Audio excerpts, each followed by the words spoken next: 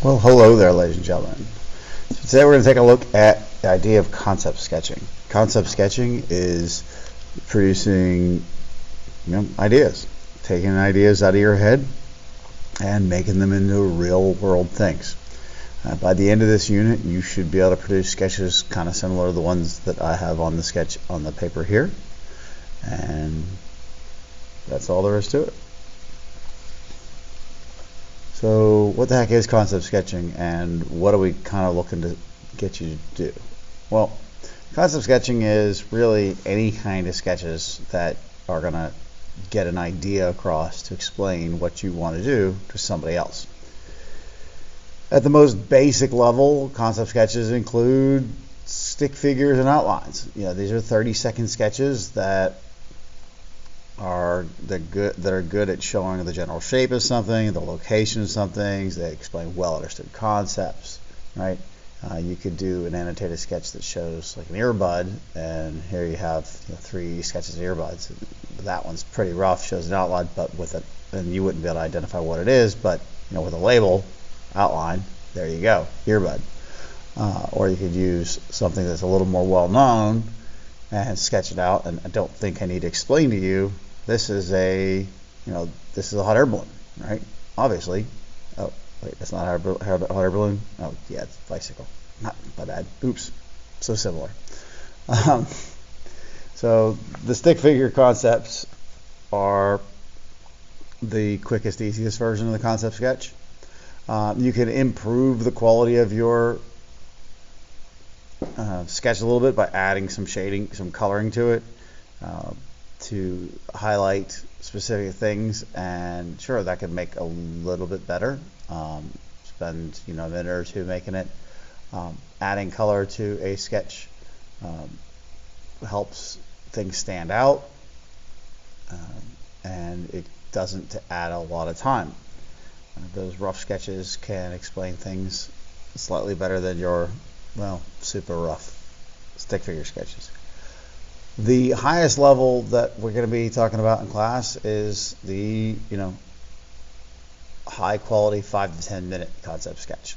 Okay, in this sketch we're going to be focusing less on heavy outlines and just coloring things in and labels. We're going to be covering concepting the idea of trying to produce realistic outlines, tonal shading, so that you can tell the depth of the object and get a real emphasis on the proportion, the relative size of an object from one position to another.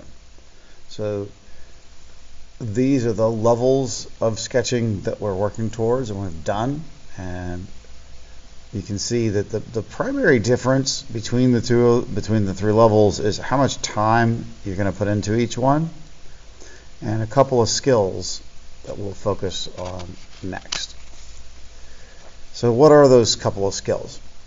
A couple of key ideas. All right.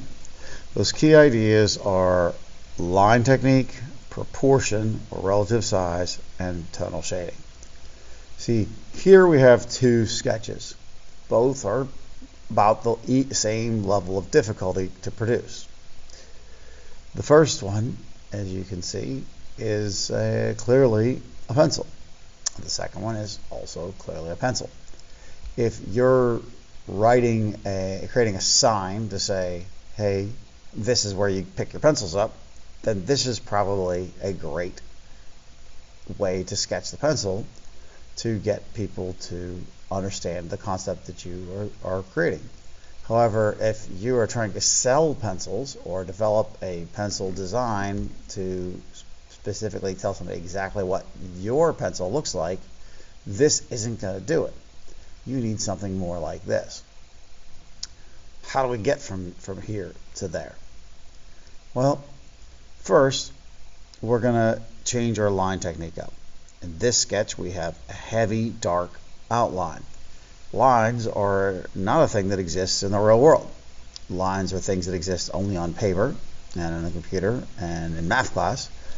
But in the real world, real objects like this pencil have edges. edges where things transition and change. And edges can be crisp and straight, or they can be fuzzy.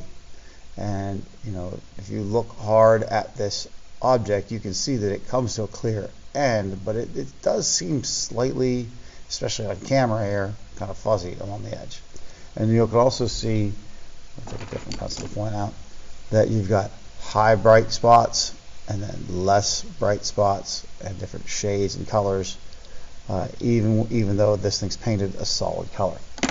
So what we're going to do is we're going to transition from heavy dark lines to super light construction lines.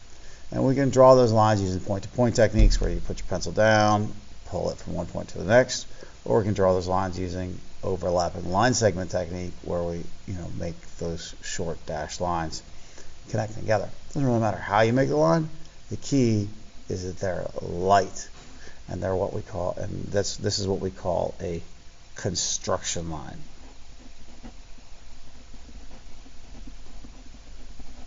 Because it's not going to be part of the final product when we're done. Now, the next thing we got to focus on is proportion.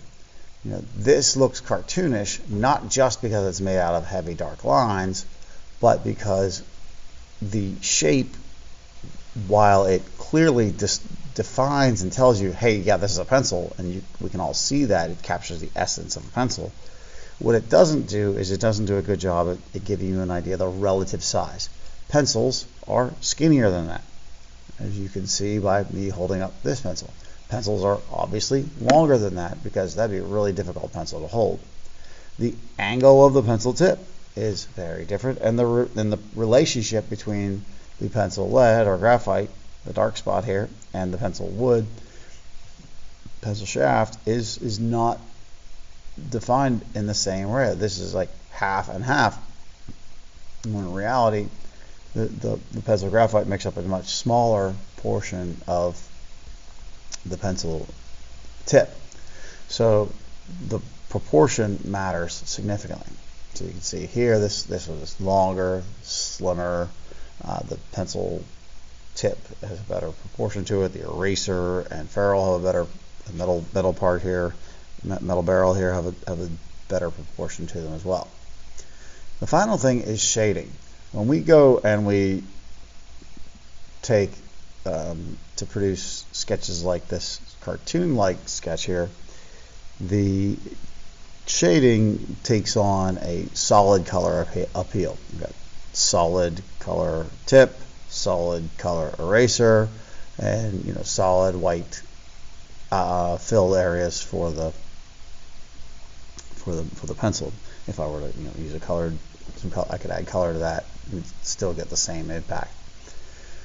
Tonal shading takes into account the fact that lines, objects, this pencil is painted with a single color of paint, but even though it's painted with a single color of paint, you can see bright spots, dark spots,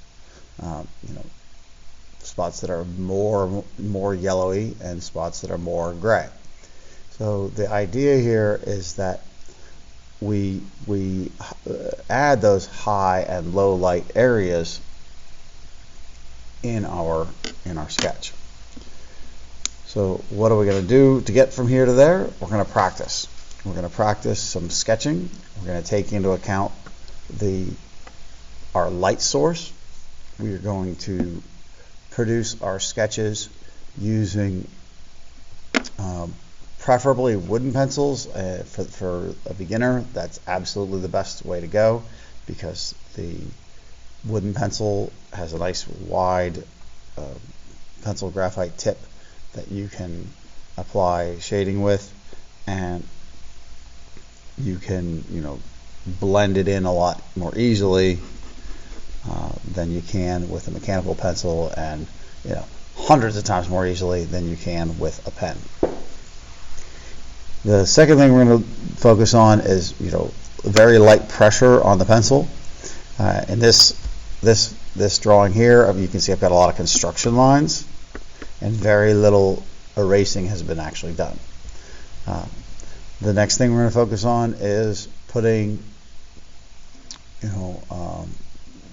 recognizing the light source and the highlight areas.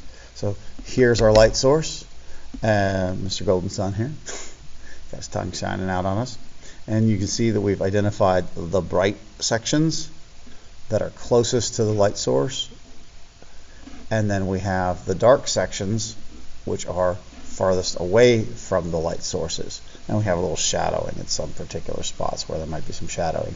But here's the spot that's farthest away from the light source. This is close to us, close to the light source, hidden, shadowed, dark, shadowed. So we can produce this. So we're going to go ahead and pause this video because we're already at 10 minutes, and we'll go into another video with details on how to create these isometric sketches.